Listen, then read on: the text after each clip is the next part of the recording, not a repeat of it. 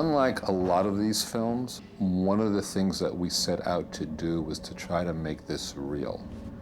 Jama felt very strongly he wanted it to be natural. He didn't want anything artificial. And he had said right from the outset, he only wants to use visual effects in places that we can't do practically. There is no book on how to do that. All of the people that did the special effects, you know, they worked their ass off, like experimenting with different types of wax to get the feeling, because I didn't want to go with the easier route, which just been like CG. There's very little pure visual effects shots in this movie. Most of the visual effects are what we call enhancements, subtle little things that you would never think were a visual effect.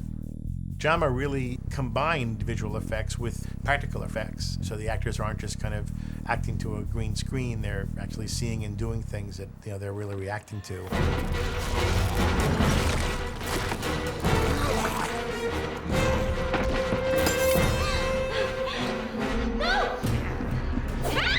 Jama wanted to keep things looking very real. As far as referencing the melting wax, the first to the original was actually real melting wax, I believe. I mean, they didn't have the visual effects that we have today. Our version of House of Wax is very loosely inspired by the original.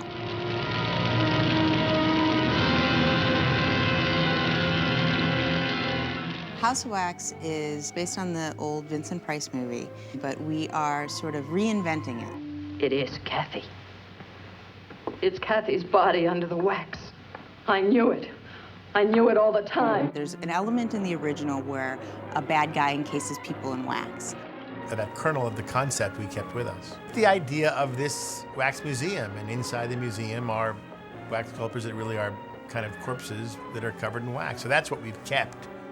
So I think it's always looking at what we're about to do and saying, okay, how can we do this in a way that has never been done before? What is a new angle into it? So let's understand and recognize, okay, what's the cliche? Okay, now how do we not do that, and how do we do something completely different? That's like a testament to, like, you know, trying really hard, you know, like the effects people and the art department people and the visual effects then taking over, you know, to making it look even better. For this material, he didn't feel it shouldn't have been very controlled and super stylized and really slick looking. Instead, it needed to be raw and real and almost have, in certain spots, almost a documentary style to it. It's almost hard to explain because you have to see the raw material and then you have to see it put together. And what you realize is that what looks kind of very off the cuff is actually incredibly planned and very strategic and comes together really well. There was a lot of collaboration. The special effects department was very instrumental in providing the on-set effects that we would have to then blend our effects into. He wanted a very dark, sort of ominous feel to the film. I think we achieved photorealistic effects. The wax figures that were created by the wax department, we had to help with those. They were very successful in melting the figures, but it just took a little bit too long. So we did some retiming of the melting sequences, but then we had to also keep the wax feeling like it was melting real time. There's a fine line between speeding something up and having it look like it's sped up. So we composited patches back over at real speed, so we kept certain areas that were actually at real speed while the overall effect was the face was melting as we wanted it to. The face, Vincent's face, as they were conjoined twins, separated by their father when they were children. One of the children got the full face, and the other one got sort of short-changed. As we see the reveal of Vincent's face, we realise that there's actually a large portion of his face that's missing. Oh, shit.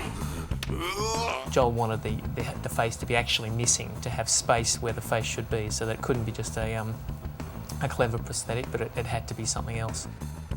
The only way to do it was to do a full-on visual effect. So we actually had a full half of a green face for the actor. When the green face was put into the computer, we could actually sculpt what we had to sculpt on it, and it looks like something you've never really seen before. It was textured and shaded and lit to match the scene, and then composited in and blended into the face. So as you see the reveal of Vincent's face, you see that there's a piece of his face missing, and it's shocking. Jama picks the finest details, and he knew what he wanted to a certain extent. So we're all sort of going through a learning process of how this is going to eventually look.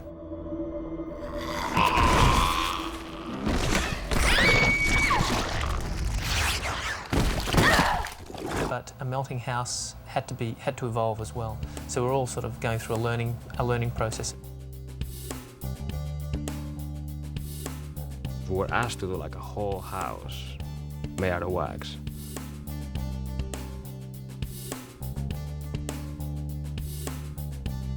And if that wasn't enough, then we were asked to melt it. Hey, where's that house of wax? The visual effects in this picture deal predominantly with a melting house of wax, something where you dream about and then you say, make a house melt.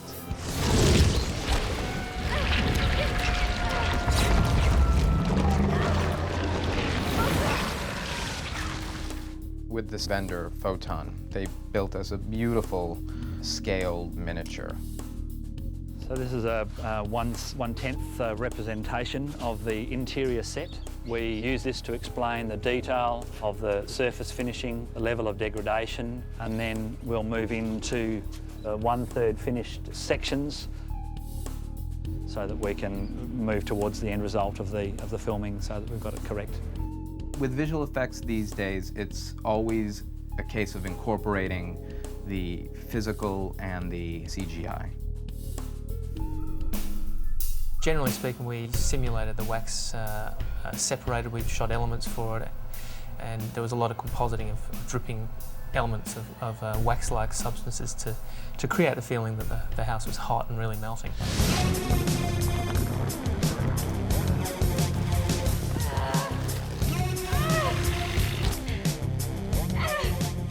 That's where the movie, I think, became really tough for everyone. The effect of the melting house, I think, works very well. We shot miniatures with a lot of dripping action on them anyway. We composited a lot of drips just to bring it to life, you know, to create exactly the sweet spots that we wanted. There's no technique on how to make wax, you know, look like it's melting. I mean, yeah, you just put heat on it, but if you put heat on it, you melt the actors too. You know, like the amount of heat that you need to melt it is so great. Our special effects team has been experimenting for months with different forms of wax because we found out that wax itself, when it melts, is not really that interesting. A melting house of wax is it's sort of a concept that's fairly broad. There was a lot of discussions about what the wax should actually look like. And it was a lot of testing, and it was a lot of meetings. One of the main challenges of making a melting house of wax is that everyone has a different idea of how a melting house of wax should melt. Nick, the wall. Should it be hot? Should it be thick? Should it be transparent? Should it be opaque? Should it be a bit more viscous than real wax? Because real wax, you know, can look a bit water-like.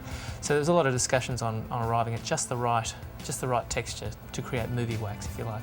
The last 10 minutes of the movie happens while the house is melting. So basically, we have to hold that state that is between solid and liquid for 10 minutes.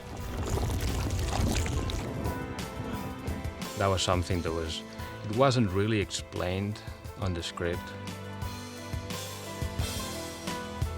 So that's one of the aspects that if you would have to like compare the old movie to this one is worth watching because of that, you know, because I think we really pushed the envelope in that aspect.